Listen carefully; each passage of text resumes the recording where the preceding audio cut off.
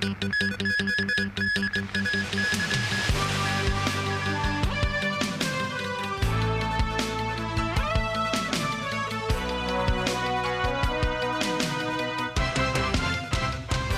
evening and thank you for joining us. Hong Kong stock market fell sharply today with the benchmark Hang Seng Index slumping over 600 points, extending a two-week losing streak. That's weighed down by bad debt woes of U.S. banks, sparking renewed fears of a credit crisis. Beleaguered by mounting bad debt woes among regional banks in the United States, global banking stocks skidded. This amid a weakening U.S. dollar driving investors towards safe haven assets. As the market opened, Hong Kong stocks tumbled below the 50-day moving average and tracked global losses throughout the day. At its worst, the benchmark index plummeted as much as 743 points to around 25,100 before trimming losses to close at 641 points lower at 25,247. With a turnover of $314.6 billion. Stock commentator Louis Shum says the panic mainly stems from overseas factors. Tariffs and trade wars no longer play a major role, but the fundamentals, including weak economic data or U.S. bank woes, present more far-reaching impacts. He says it's possible the Hang Seng Index could test lower levels to around 24,000 or even 23,000 points. Tech stocks were hit hard with Kuaishou, Baidu, Alibaba, and Meituan all tumbling around 4%. BYD Electronics plunged 8%, marking the city's worst-hit blue chip. Chipmaker SMIC dropped 6%, sliding to below $7. Bucking the market trend were gold jewelry-related stocks, with Chow Tai Fook rising by 5%. Bank stocks were under selling pressure, with Standard Chartered declining by 5%. HSBC fell nearly 2%. Weighed down by recall orders of their vehicles in the mainland, automakers Geely and BYD closed the week dipping 4% in stock prices. The observatory says the city is likely to experience persistent winds and rain, with temperatures falling to as low as 20 degrees Celsius next week. This under the combined effect of a northeast monsoon and a tropical cyclone. An anticyclone left is bringing scorching heat to the city, with temperatures in many districts topping 32 degrees Celsius in the afternoon. The tropical cyclone over the seas east of the Philippines will edge closer to the vicinity of Luzon and intensify gradually today and tomorrow. It is forecast to enter the central and northern parts of the South China Sea before turning to a southwesterly track. Local temperatures are expected to drop significantly from 27 degrees on Sunday to 24 degrees the following day. Authorities are set to roll out the Southbound travel scheme next month. Secretary for Transport and Logistics Mabel Chen said the government will provide mainland drivers with information on Hong Kong traffic rules through pamphlets, promotional videos, and mobile apps. Samantha Lee has details. The Southbound travel scheme will begin with a daily quota of 100 Guangdong motorists who are allowed to enter the city and stay up to 3 days. However, on the mainland, cars are driven on the right-hand side of the road, while Hong Kong is a left-hand drive city. Mainland drivers must familiarize themselves with the traffic regulations in Hong Kong. At the Legislative Council's Transport Panel meeting today, some lawmakers expressed concerns over traffic violations. Would you have a mechanism for the payment of fines? There will be convenient payment options available for one to pay the fines. Before they leave Hong Kong, can we find out whether they have paid the fines so that we can stop them from leaving? We do provide e-payment means for one to pay fines. If people have breached the law, we do have arrangements with Guangdong authorities to share information.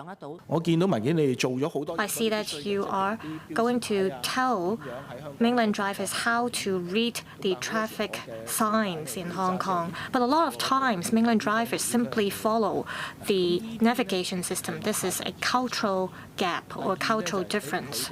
On the mainland, there are roads that allow cars to make U-turns.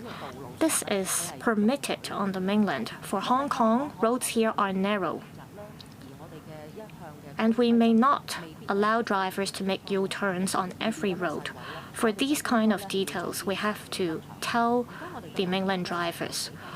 We will roll out travel guides as well as driving guides for mainland drivers. We have already produced several short videos. We'll also make use of apps.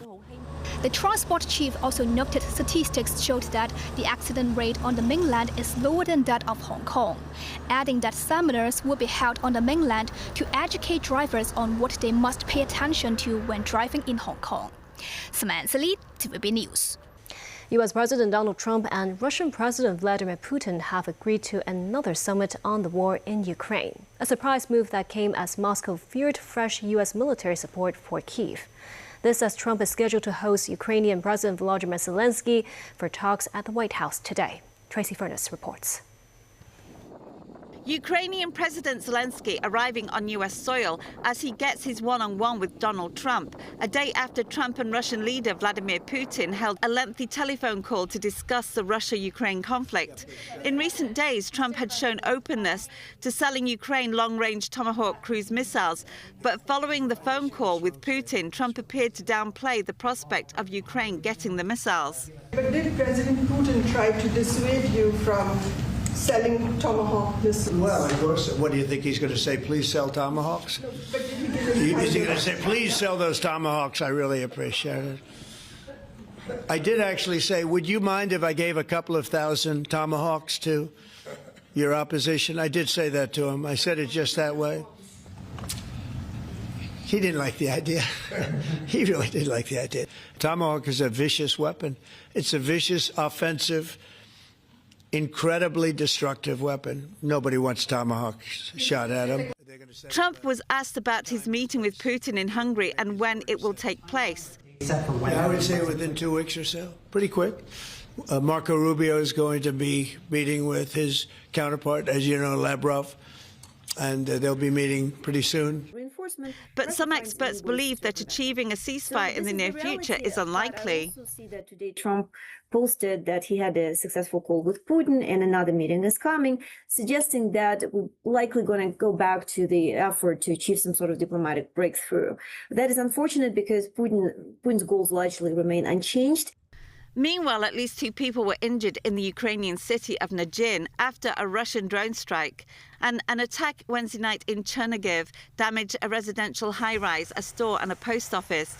President Zelensky said Russia used over 300 drones and 37 missiles in attacks on Ukraine energy and civilian infrastructure Wednesday night. Ukraine's national energy operator, Ukrenergo, says emergency blackouts were introduced in 8 regions Thursday morning due to previous Russian attacks at energy infrastructure. The company said it might introduce limits of energy use for industrial consumers across entire Ukraine if the situation deteriorates. Tracy Furness, TVB News.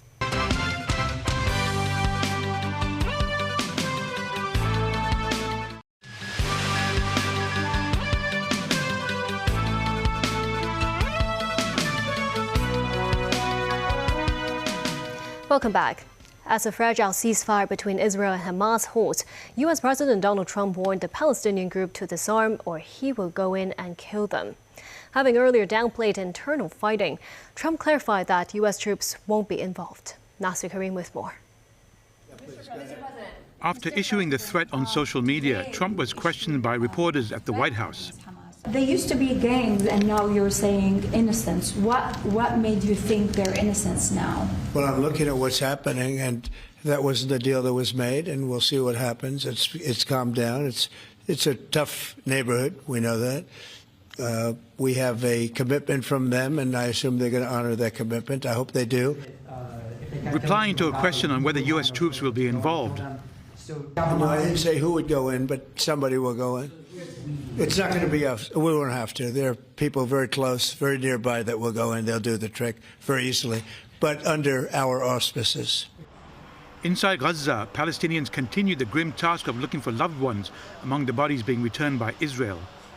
Reports say at least one facility has erected a giant screen displaying bodies for people to identify. Mervat al-Burdini is looking for her son. We do not know whether he is alive or martyred, she said. He has no name in the prisons we are waiting to see. Perhaps we'll find him, God willing. In the south, trucks loaded with humanitarian aid drove through the Egyptian side of the Rafah crossing on the way to inspection at Kerem Shalom. They include at least 5 fuel trucks. About 358 trucks were expected to cross. Food is more available after the ceasefire, but still a struggle. In a distribution center in Dar al-Balah, this woman said she waited 6 hours for her share.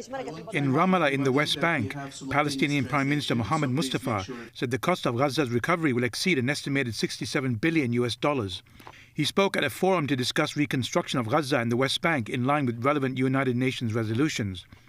Gaza is reduced to a near wasteland after 2 years of Israeli bombing, with the recovery plan covering sectors such as housing, social services, infrastructure, economy and governance. Nazvi Karim, TVB News.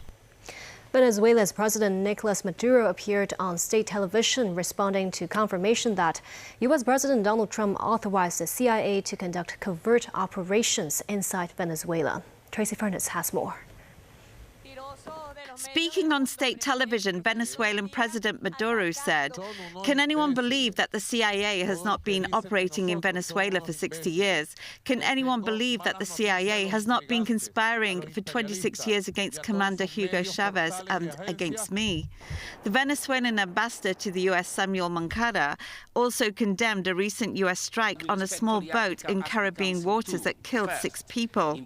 The Guardian, a newspaper in Trinidad and Tobago, denouncing the killings of 2 humble fishermen yesterday or the day before in Trinidad. I mean, there is a killer roaming around the Caribbean, is bloodthirsty, is killing everyone which is on the sea working, and people from different countries, Colombia, Trinidad, etc., are suffering the effects of these massacres. He went on to ask the United Nations Security Council to investigate the U.S. for their activity in the region. We respectfully ask the Council to, first, investigate the series of assassinations that the government of the United States of America has been perpetrating in our region and determine their illegal nature. Second, confirm the threat that these illegal actions pose to the preservation of the zone of peace character of the Latin American and Caribbean region, including as a result of the extrajudicial executions, the concentration of the U.S. military forces near the Venezuelan coasts. When asked about his next step in the war on cartels, the U.S. president said they were looking at land strikes. We are certainly looking at land now because we've got the sea very well under control. We've had a couple of days where there isn't a boat to be found. Tracy Furness, TVB News. Back locally, a man was sentenced to prison for 2 months for employing an Indonesian to work illegally in his grocery store. Samantha Lee has more. The case was heard at the Shatin Magistrates Court, where the 57-year-old pleaded guilty to unlawful employment.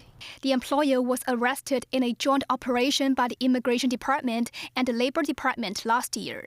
Officers found an Indonesian woman who holds a reconnaissance form, working illegally in the grocery store. Her boss was sentenced to 2 months after admitting to employing her illegally. According to the Immigration Department, 443 employers were arrested for hiring illegal workers in the first 9 months of this year.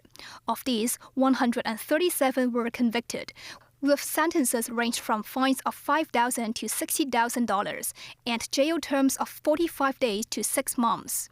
The government amended the immigration ordinance in 2021 by raising the maximum penalty of employers of illegal workers from a fine of $350,000 and 3 years imprisonment to $500,000 and 10 years behind bars.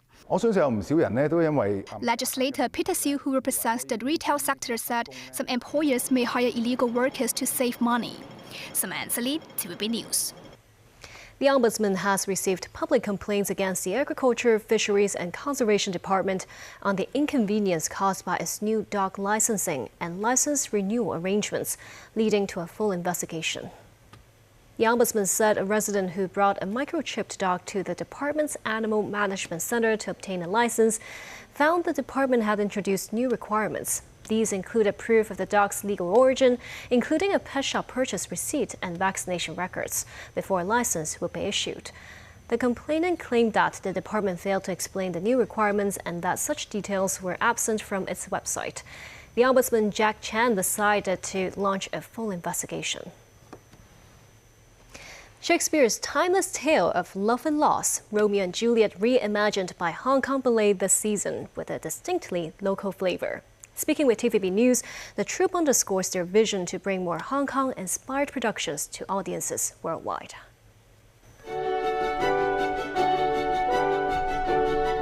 Graced by the strings of composer Sergei Prokofiev's classic score. This modern version of Romeo and Juliet, reinterpreted by Hong Kong Ballet, comes alive against the nostalgic charm of 1960s Hong Kong. In the world of neon lights and mahjong tables, featuring the city's bygone icons, including the Jumbo Seafood Restaurant in Aberdeen. In a Hong Kong recreation of this Shakespearean classic, Juliet's father is a formidable Shanghainese tycoon determined to marry his daughter to a wealthy foreigner, unaware that she has already given her heart to the son of his greatest enemy. The thrill of first love collides with the dangers of loyalty and betrayal, presented by kung fu movements and balletic grace. So the production adapted itself to the city very well. Lo Fuzi and mahjong games, and in particular, martial arts fights of ballet was born in the West.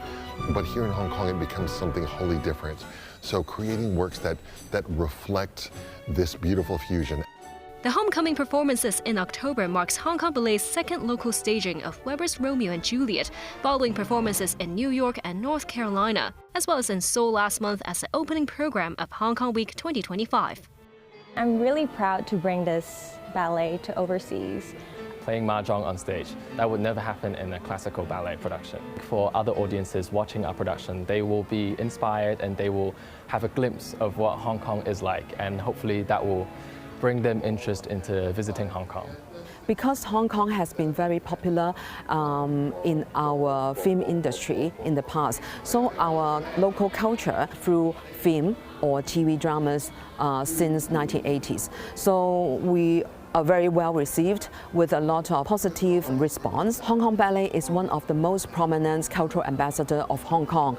And the troupe hopes to continue performing at the Cultural Center here in Tsim Sha Tsui to bring more Hong Kong-inspired pieces to audiences. Once the curtain falls on Romeo and Juliet, Hong Kong Ballet's next act will be to channel the spirit of Hong Kong's cultural icon, Bruce Lee, using kung fu and ballet in yet another unique blend of local identity and international appeal. The production is set to premiere in 2027, paying homage to not just a martial art legend, but also Hong Kong's fighting spirit. And that's the news. Thank you for watching.